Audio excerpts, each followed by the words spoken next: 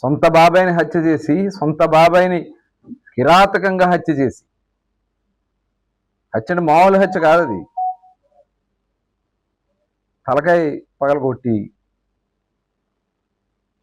కుట్లు వేయించి ఇవన్నీ చేసిన కార్యక్రమాలు బాత్రూముల్లో పడేసి అతి కిరాతకంగా హత్య చేసి అధికారాన్ని అడ్డం పెట్టుకుని